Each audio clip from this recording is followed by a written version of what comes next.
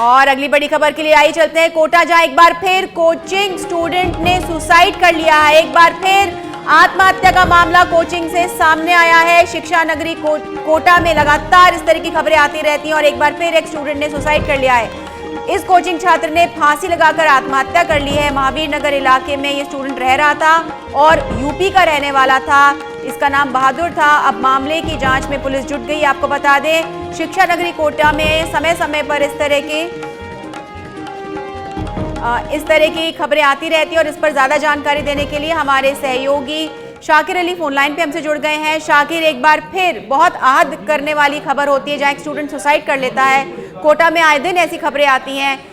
इस बार छात्र ने क्यों आत्महत्या की?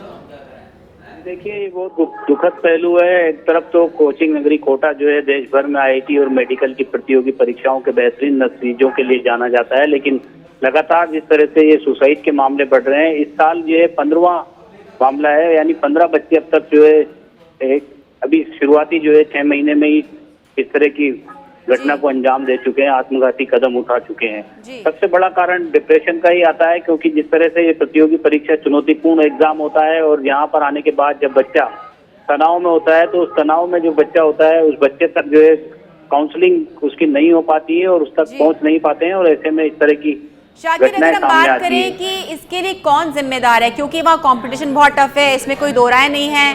कभी कभार छात्र अकेलापन महसूस करता है, परिवार से दूर होता है। कभी कभार जो सुनने में आता है कि जो वहाँ पे अध्यापक भी होते हैं, जो कोचेस होते हैं, वो भी बहुत दबाव बनाते हैं। तो ऐसा क्या होता है जो बच्चा इतना टूट जाता है कि वो अपनी जीवन को ही समाप्त कर लेता है? जी देखिए, इन सब के पीछे बड़ी वजह उम्मीदें हैं, अभिभावकों की उम्मीदें। अभिभावक अपने बच्चों पर इस तरह का प्रेशर बनाते हैं कि हमने तुम्हें डॉक्टर इंजीनियर बनने के लिए भेजा है, और जब बच्चा यहाँ पर आता है तो जाहिर तौर पर पढ़ाई भी महंगी है, यहाँ पर खर्चा भी खूब होता है, हॉस्टल की फीस, कोचिंग की फीस। इसके अलावा जो है उसको यहाँ पर जो चुनौती मिलती है वो दूसरे स्टेट के आए हुए बच्चों से मिलती है।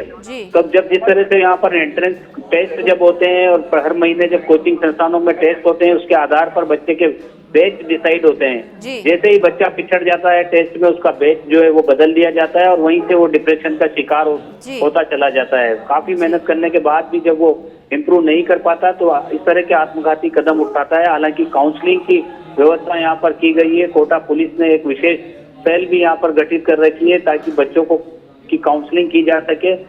इसके अलावा एक जिला स्तर पर एक कमेटी भी गठित है, वो भी समय समय पर दावा करती है कि हम बच्चों के बीच पहुंच करके उनकी काउंसलिंग करते हैं। लेकिन कहीं ना कहीं क्योंकि लाखों की तादाद में बच्चे होते हैं और डिप्रेशन में कौन सा बच्चा है और कौन सा बच्चा आत्मघाती कदम उठाने वाला है, वहां तक जो है वो पहुंच नहीं हो पा रही है। यही वजह है कि लगातार इस तरह के मामले बढ़ते चले जा रहे हैं। छात्र था, कहाँ का रहने वाला था, किसकी तैयारी कर रहा था? आईआईटी, नीट, सब प्रकार के कंपटीशन की तैयारी होती है। इस छात्र के बारे में क्या कुछ जानकारी है आपको?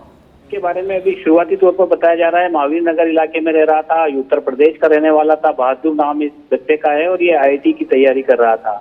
तो इस तरह से ये आईआईटी और मेडिकल की प्रतियोगी परीक्षा की तैयारी के लिए बच्चे यहाँ पर आते हैं। और सबसे बड़ी बात यह है कि अभिभावकों की उम्मीदें जो है वो कहीं ना कहीं अब जो है बच्चों का भारी पड़ रही है, और अब अभिभावकों की भी काउंसलिंग की जरूरत है। जब बच्चे का दाखिला कराया जाए तो उस वक्त ये भी एक तरह की काउंसलिंग की जाए कि यहाँ पर जो है सिलेक्शन नहीं होता है तो ये अंतिम जगह नहीं है। इसके अलावा और भी बहुत सारे रास्ते हैं कामयाबी के, और भी दूसरे जो है जॉब किए जा सकते हैं, दूसरे कंपटीशन की तैयारियां की जा सकती है, लेकिन इस तरह का नहीं हो पा रहा है। और यही वजह है कि इस साल में ये 15वां मामला सामने आया है कि ये बहुत गंभीर मामला है जहां पर अभिभावक, अध्यापक, छात्र सभी को एक साथ बैठकर शायद वार्ता के जरिए निकालना चाहिए कोई हल की क्या दूसरा रास्ता हो सकता है। जीवन लीला समाप्त करना कोई हल नहीं है। फिलहाल तमाम जानकारी के लिए बहुत बहुत धन्यवाद शाकिर।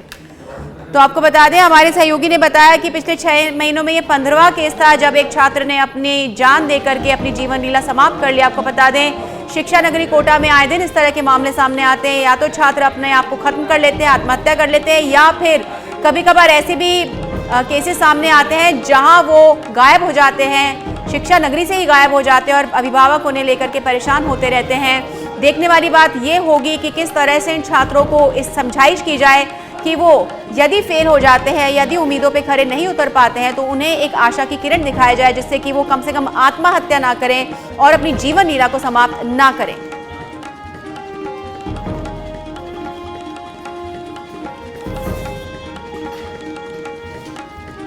आपको बता दें, यूपी का रहने वाला था छात्र बहादुर, जिसने आत्महत्या कर ली है। फांसी के फंदे से झूलकर इसने अपने जिंदगी को खत्म कर लिया।